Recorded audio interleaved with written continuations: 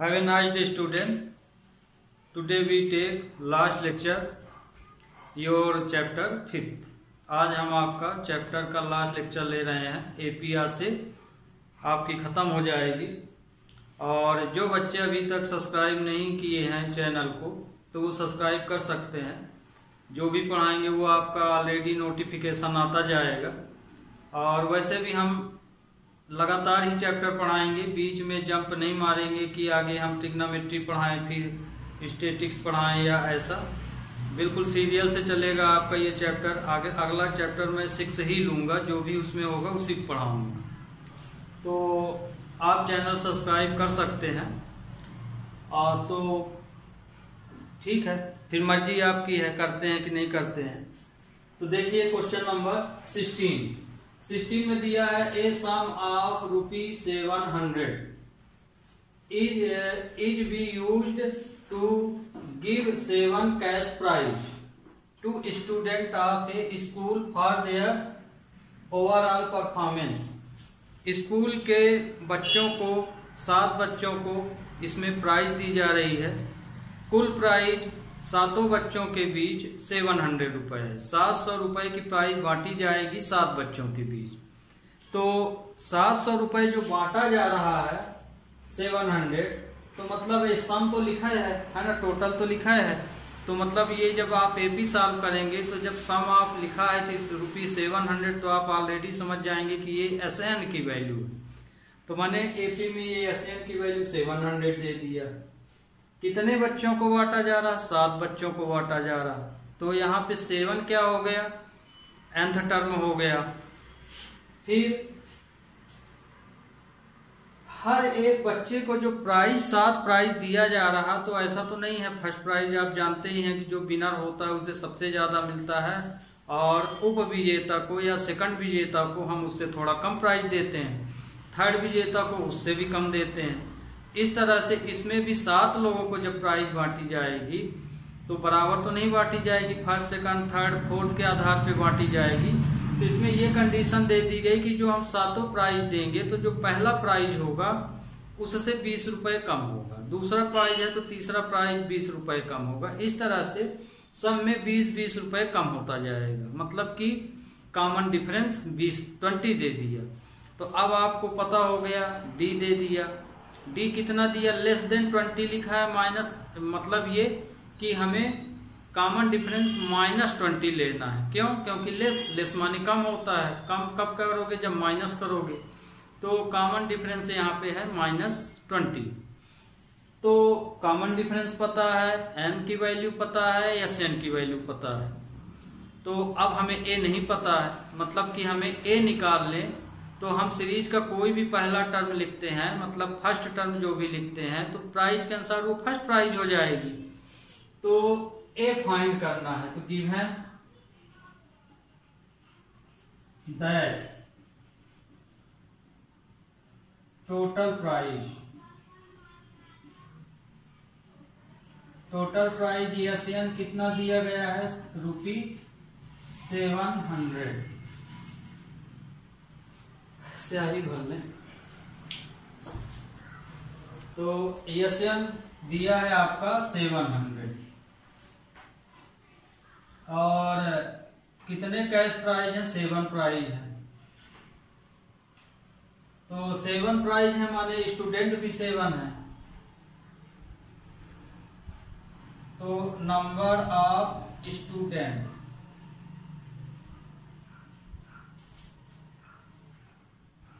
n = 7। आप 7 cash prize भी लिख सकते हैं यहाँ पे।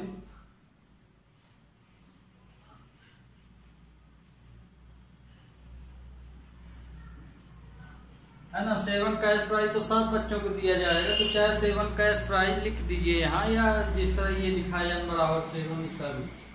कॉमन डिफरेंस यहाँ पे क्या है? कॉमन डिफरेंस है -20। ए हमको फाइंड करना, माने हमें 7 बच्चों की प्राइज फाइंड करना है। तो आगे तो हमें फर्स्ट प्राइज ही निकालना है। तो SN = क्या होता है? Hence SN = n/2 2a plus n minus 1 into 50। तो एस एन की वैल्यू 700, 7/2, एन की वैल्यू 7 है। ए फाइंड करना तो ए ही रहेगा, एन 7 हो जाएगा और ये कॉमन डिफरेंस -20 हो जाएगा। ये नंबर इधर करेंगे तो रिसिप्रोकल हो जाएगा, क्योंकि ये दोनों आपस में इनटू है यहाँ। तो फ्रैक्शन हमेशा क्या हो जाता है, रिसिप्रोकल, जब लेफ्ट से राइट या राइट से लेफ्ट की ओर जाता है। तो यहाँ बचा 2a प्लस, ये माइनस हो गया यहाँ, तो 6 - 20 ये आया। तो ये इससे कैंसिल हो गया, तो ये आया 200। 2a इसका इसमें मल्टीप्लाई करेंगे तो -120 आ जाएगा। माइनस है तो इधर ले आइए, तो ये क्या हो जाएगा, प्लस हो जाएगा 120 2a। तो 2a इक्वल टू कितना हो जाएगा इसका टोटल 320। तो यहाँ पे a की वैल्यू क्या आ गई, 320/2 कट जाएगा। तो a आया 160। a की वैल्यू हम फाइंड कर लिए, तो a मतलब फर्स्ट प्राइज। तो फर्स्ट प्राइज कितनी आई, फर्स्ट प्राइज ₹160। इस तरह से अब हमको पूरी प्राइज निकालना है। तो अब देखिए हम लिस्ट बना दे रहे हैं। फर्स्ट प्राइज हो गई, फिर सेकंड प्राइज,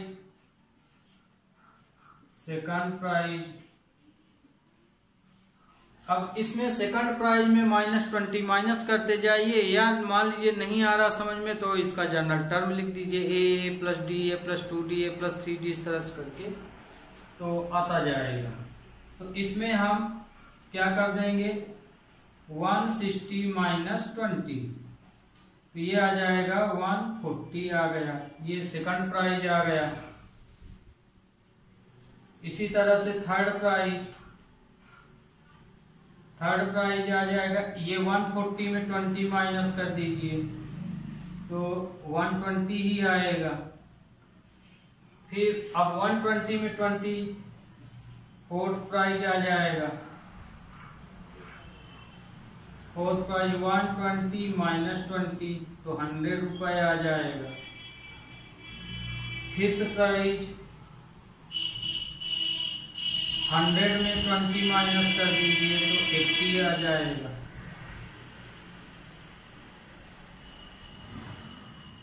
सिक्स्थ प्राइज 80 में 20 माइनस कर दीजिए तो ₹60 आ जाएगा। और सेवंथ प्राइज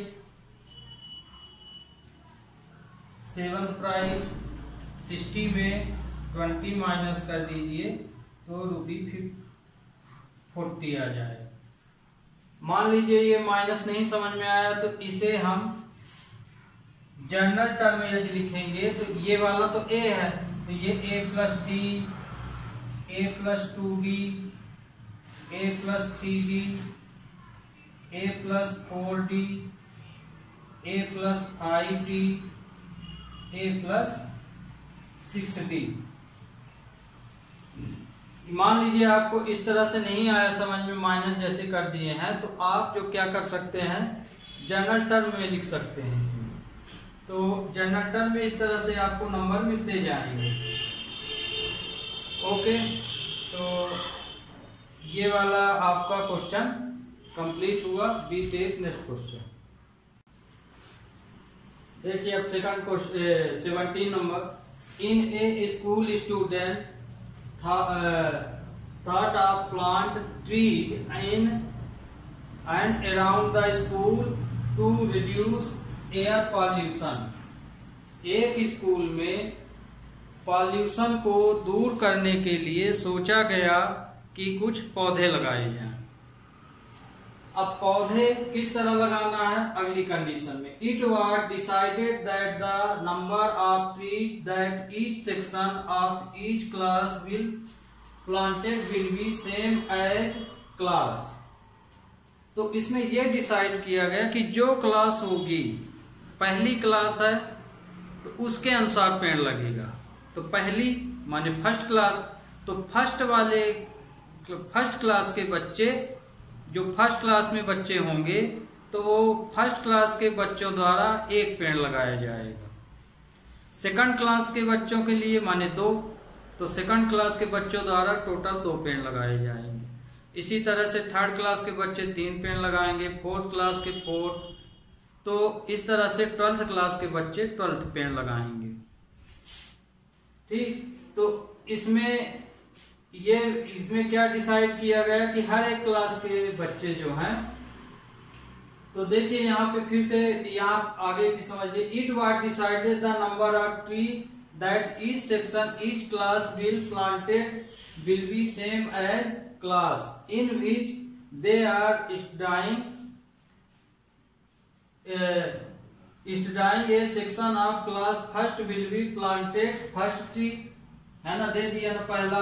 फिर सेकंड क्लास के बच्चे 2 पेड़ लगाएंगे। इसी तरह 12th क्लास के बच्चे 12 पेड़ लगाएंगे। तो बताओ कि उस स्कूल में बच्चों द्वारा कुल कितने पेड़ लगाए गए। कंडीशन भी दे दिया, there are 3 section in each class. उस स्कूल में हर एक से क्लास के 3 सेक्शन है। पहली में 3 सेक्शन, दूसरी में 3 सेक्शन, माने हर क्लास के 3 सेक्शन है।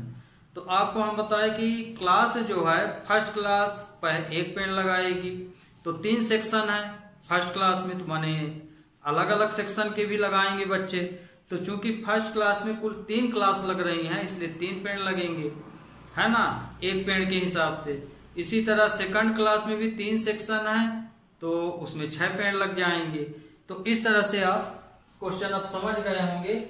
तो अब देखिए इसमें tree planted by class first, इसी तरह से हमें एक लिस्ट बना लेना है, तो हमें एपी मिल जाएगी। तो जैसे हम क्लास फर्स्ट लिए, फर्स्ट क्लास मतलब ए टर्म, ए की वैल्यू मानी जाएगी। तो देखिए यहाँ पे आप सेक्शन लिख लीजिए और नंबर ऑफ प्लांट। सेक्शन का नंबर ऑफ प्लांट में मल्टीप्लाई कर देंगे तो आपका टर्म आ जाए। तो फर्स्ट क्लास में कुल 3 ही, सब में तो 3 ही सेक्शन है, तो 3 तो सब में रहेगा। लेकिन फर्स्ट क्लास के बच्चे कितने पेड़ लगाते हैं, 1 पेड़ लगाते हैं। तो कुल कितने पेड़ लगा लेंगे, टोटल ट्री। तो फर्स्ट क्लास के बच्चे जो है 3 पेड़ लगाएंगे, 3 सेक्शन है तो 3 पेड़ लगाएंगे। तो सेक्शन हम सब में 3 है, ठीक। फिर इसी तरह से सेकंड ले लीजिए, तो हम फर्स्ट ये वाले में लिख देते हैं 1। फिर सेकंड में, ये सेकंड क्लास हो गया, तो सेकंड क्लास में भी 3 सेक्शन है, तो क्लास सेकंड में 6 पेड़ हो जाए, कुल 6 पेड़ हो जाएंगे। थर्ड में भी इसी तरह 3 सेक्शन है, तो थर्ड क्लास 3 पेड़ लगाएगी, है ना, तो 9 पेड़ हो जाएंगे। क्योंकि 3 क्लासें हैं तो एक सेक्शन जो है 3 लगाई, दूसरी सेक्शन 3 लगाई और तीसरी सेक्शन भी 3, माने 9। तो इस तरह से पूरा लिखने की इसको जरूरत नहीं है। आपको पता है कि 12th क्लास तक है हमारा सेक्शन, तो यहाँ डैश डैश करके आप सीरीज बना सकते हैं। तो ये देखिए इसी तरह 12th क्लास का बच्चा 3 ही सेक्शन 12th में भी है, और 12th क्लास माने 12 पेड़ लगाएगी। 11 क्लास के बच्चे 11 पेड़ लगाएंगे, तो 3 सेक्शन है तो 11 ताई 33, इस तरह से 36। ये देखिए तो आपकी ये सीरीज बन गई 3, 6, 9, 12। तो यहाँ हमारी एपी क्या मिली, हियर एपी 3, 6, 9, इस तरह से लास्ट में 36। मतलब हमें पहला टर्म पता है, लास्ट टर्म पता है और कॉमन डिफरेंस पता है, तो एस एन निकाल सकते हैं, सब कुछ पता है इसमें। तो एस एन इक्वल टू हो जाएगा n/2 2a plus n-1 into D, इसमें रख दीजिए। तो एस एन फाइंड करना है कि कुल कितने पेड़ लगाए गए, तो n की वैल्यू यहाँ पे कितनी है, हाँ n कितनी है, n कैसे पता लगाएंगे, कुल कितनी क्लास हैं, तो कुल कितनी क्लास हैं हम उस स्कूल में 12th तक है, माने n की वैल्यू 12 दिया है। यहाँ अलग से लिखे देते हैं भैया,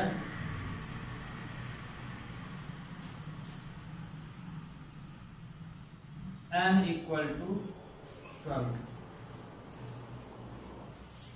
क्योंकि जो स्कूल है 12th क्लास तक, तो n की वैल्यू 12 है।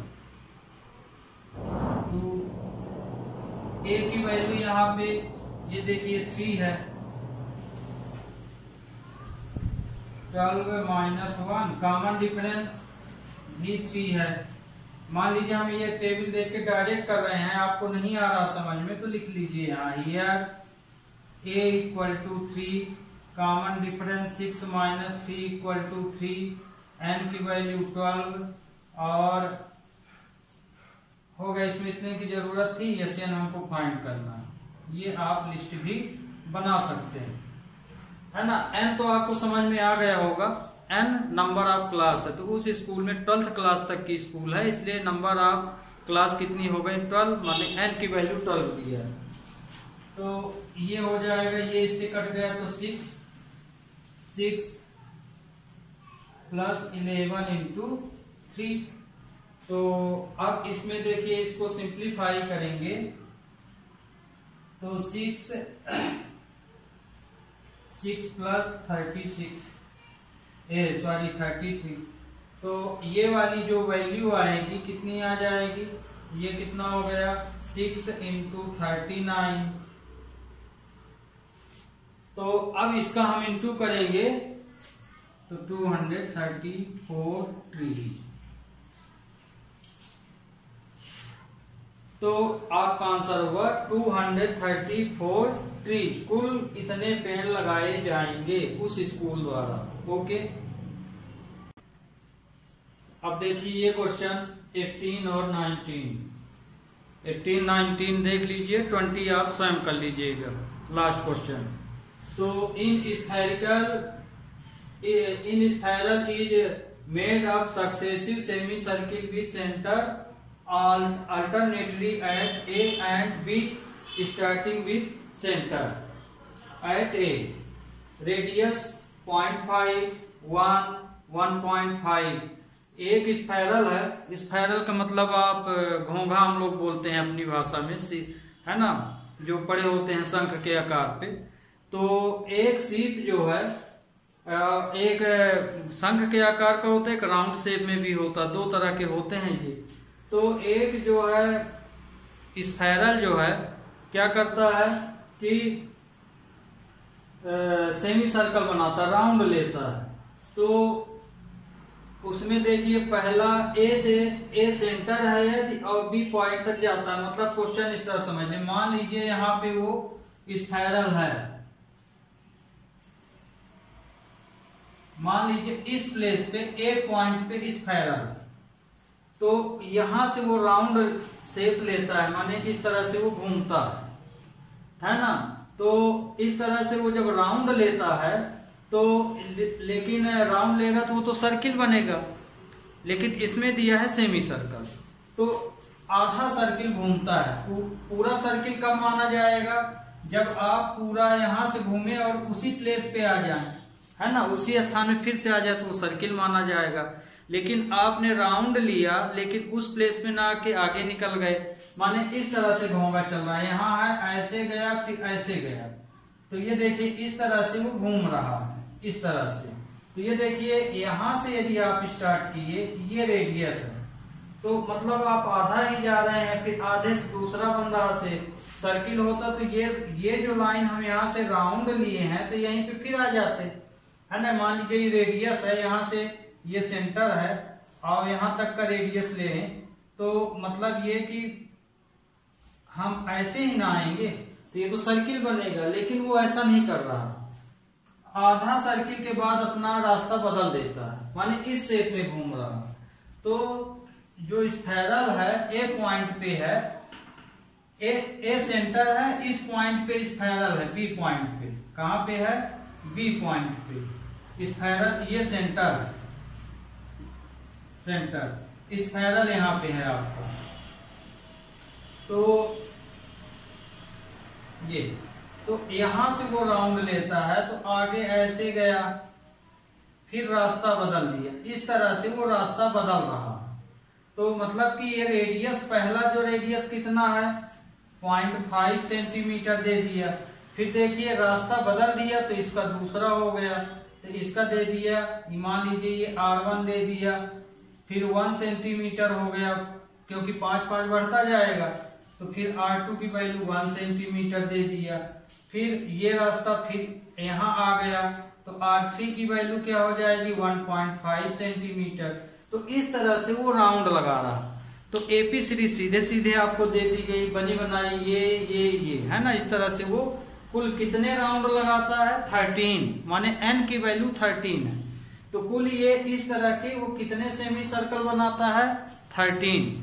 तो यहाँ पे हमें a पता है ना, a पता हो गया। कॉमन डिफरेंस इसमें से इसको माइनस कर लेंगे, कॉमन डिफरेंस पता हो जाएगा।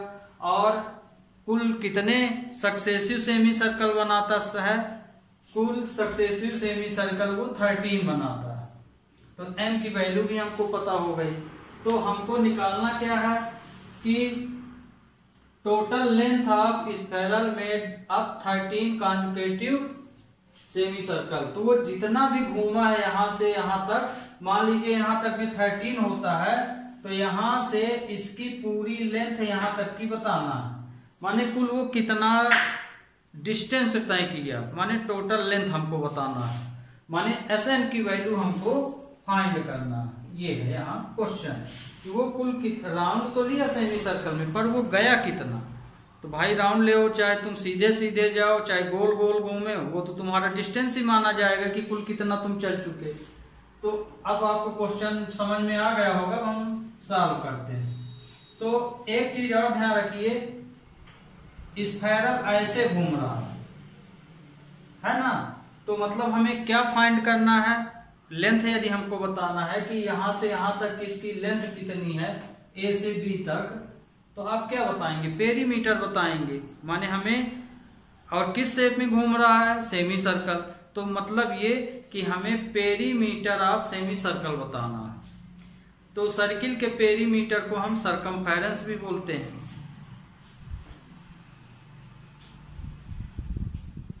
तो सॉल्यूशन 18 here given EP क्या दी गई है 0.5, 1,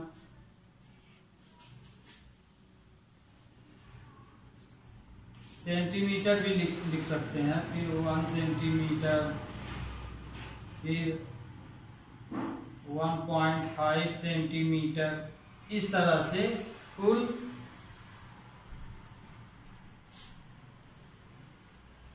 कितना दिया गया है। हियर n की वैल्यू 13 और कॉमन डिफरेंस ये 1 है, 1 माइनस कॉमन डिफरेंस 0.5 सेंटीमीटर आ गया।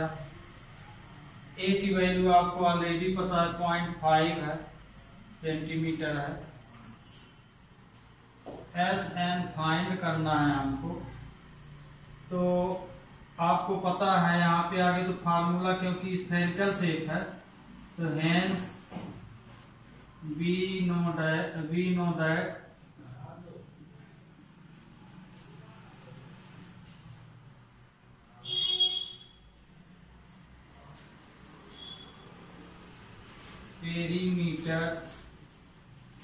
of semicircle। पेरीमीटर को आप सरकमफेरेंस भी लिख सकते हैं, ध्यान रखिएगा, हम पेरीमीटर लिख दिए, आप सरकमफेरेंस भी यूज कर सकते हैं।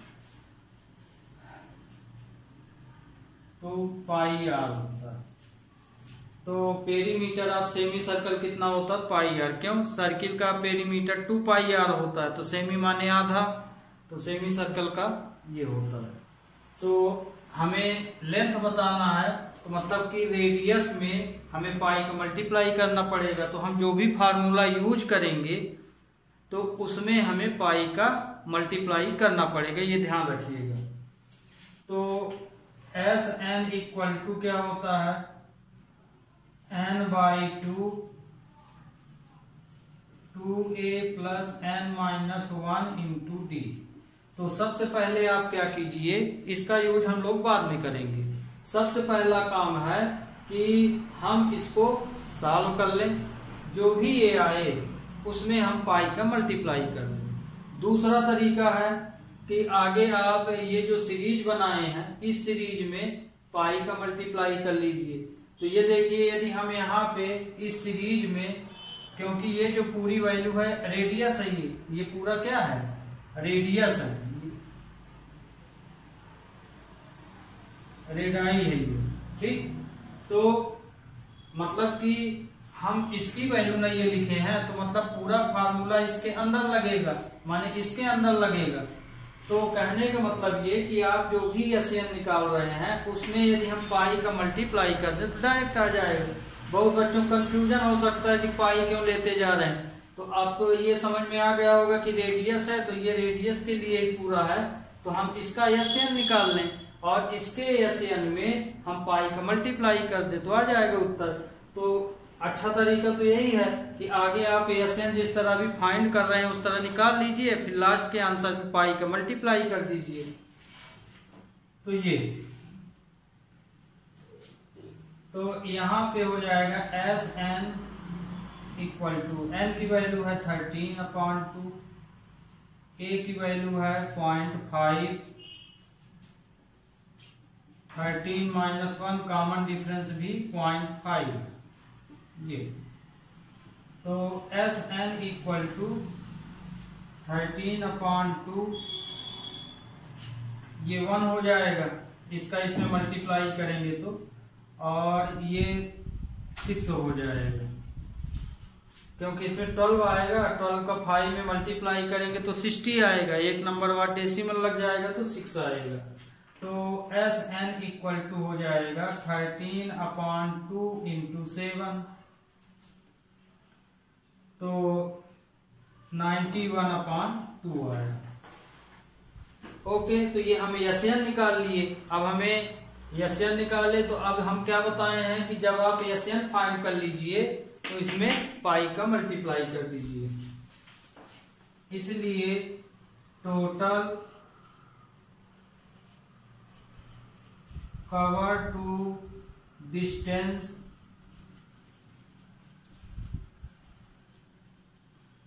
बाय, कौन है, स्फेरल है ना, स्फेरल क्या हो जाएगा, पाई इंटू 91/2। अब इसको सॉल्व कर दीजिए तो पाई की वैल्यू दिया है क्वेश्चन में 91/2, तो ये इससे कट जाएगा, 13 आएगा, और ये इससे, तो 11 इंटू 13, 11 में 13 का मल्टीप्लाई करेंगे तो 143 सेंटीमीटर। ओके, तो आपका ये आंसर आ गया। अब देखिए, इसमें दिया है कि 200 लकड़ी के कुल गोले हैं और 200 लकड़ी के गोलों को हमें सीक्वेंस में रखना है एक दूसरे के ऊपर। तो सबसे पहले वो सबसे नीचे कुल 20 गोले रखता है, 20 लॉट्स, फिर इसके ऊपर 19, फिर इसके ऊपर 18, इस तरह से वो रखता चला जाता है ना। तो इस तरह से वो लास्ट में कितने रखेगा, तो इसमें हमें ये बताना है कि 200 लकड़ी के गोलों को कुल गोले कितने हैं, 200 है ना। इतने लकड़ी के गोलों को हमें एक दूसरे के ऊपर रखना है। तो ऊपर रखना है कितने, 200 गोलों को। तो सबसे नीचे 20 गोले रखे जाते हैं, फिर 20 के ऊपर 19, फिर 18, फिर 17, इस तरह से लास्ट में कितने गोले आएंगे। पहली बात तो इसमें ये बताना कि लास्ट में कितने गोले रखे जाएंगे, माने यहां से तो बता दिया कि लास्ट में 20 गोले हैं, ऊपर कितने हैं इसका नहीं पता है यहाँ। तो पहले इसमें हमें वैल्यू फाइंड करना है कि सबसे ऊपर वाली रो में कुल कितने गोले रखे जाएंगे, ये हमें फाइंड करना, माने n की वैल्यू हमको यहाँ निकालना है। SN दिया है, बाकी सीक्वेंस में आपको पता है फर्स्ट टर्म ये है, फिर कॉमन डिफरेंस निकाल लेंगे।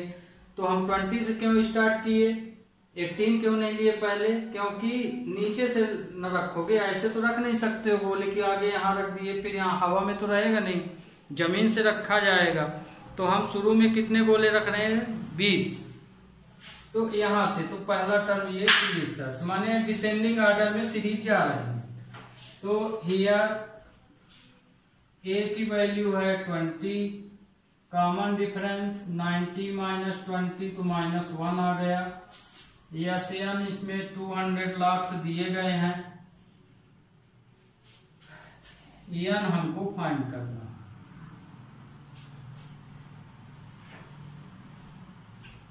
तो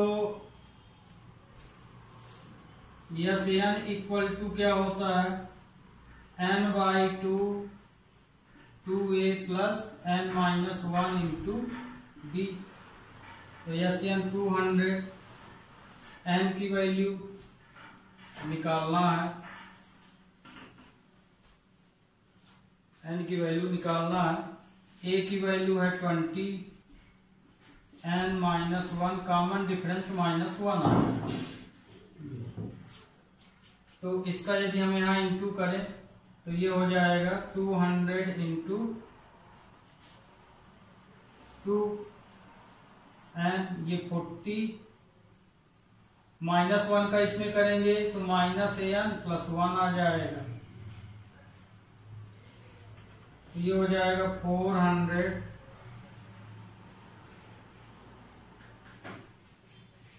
n, इसमें से ये 41 माइनस n, तो 441 n माइनस n स्क्वायर। इसको इधर कर लीजिए, तो इसको हम लेफ्ट में किए थे, प्लस हो जाएगा -41 n प्लस 400।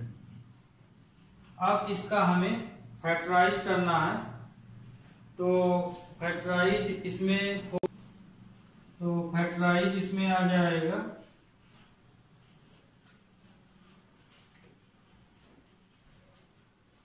400, माने 25 और 16 आएगा। इसको हम तोड़ेंगे तो इतना आएगा, इसका इंटू 400 आ जाना चाहिए, और इसका टोटल जो है 41 -41 आ जाना चाहिए।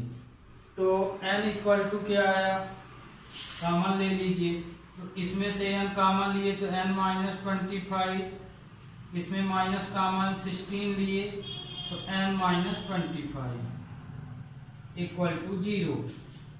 तो ये हो गया n-25 n-16 इक्वल टू 0। तो n-25 equal to 0 and n-16 equal to 0। तो n की वैल्यू आई 25 और यहाँ n की वैल्यू आई 16। तो इसमें क्या बोला, how many logs are in the top of row, row के टॉप में माने सबसे ऊपर कितने गोले रखे जाएंगे ये बताना।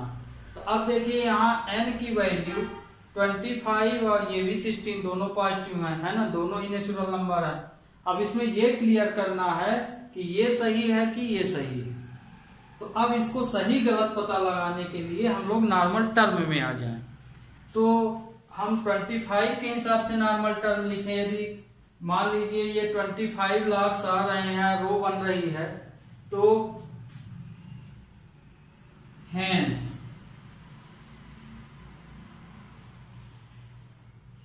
25 के अनुसार लिखेंगे तो इसका जनरल टर्म कितना होगा, a प्लस 24 डी होगा इसके लिए n बराबर 24 के लिए। तो a की वैल्यू कितनी है, a की वैल्यू 20, 24 माइनस 1, कॉमन डिफरेंस 1 आ रहा, तो 20 माइनस 24 तो -4 आ रहा, तो -4 आ रहा, तो मतलब -4 मतलब कि लाख खत्म हो चुके हैं, है ना, क्योंकि माइनस में आ गई वैल्यू, तो माने लट्ठे बचे ही नहीं, 0 से कम आई है वैल्यू, तो मतलब कि n equal to for value n, for value n बराबर 25। तो 25 जब हम यहाँ पे लिए तो हमारा आंसर माइनस आया, इसलिए therefore n equal to 25 is not possible. इसलिए n की वैल्यू ये पॉसिबल नहीं है, क्योंकि हमारा आंसर माइनस आए, लट्ठे चुक चुके हैं, है ना, लॉग। अब n इक्वल टू 16, अब एक तो निकाल लिए, तो अगला आंसर आपका यही बनेगा, क्लियर है, पर चेक कर लीजिए, for value n equal to 16, इसके लिए जनरल टर्म लिख लीजिए, तो इसका जनरल टर्म क्या होगा, hence a प्लस 15d, ये होगा, a की वैल्यू 20, 15 माइनस 1, कॉमन डिफरेंस 1 है, तो 20 माइनस 15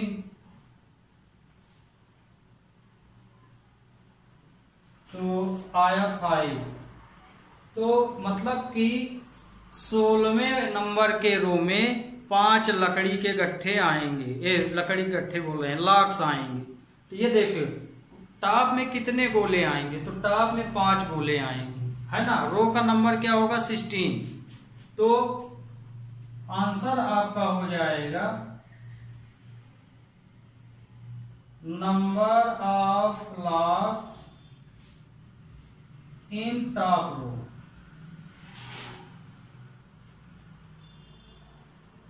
इक्वल टू 5, ये आपका आंसर आ गया।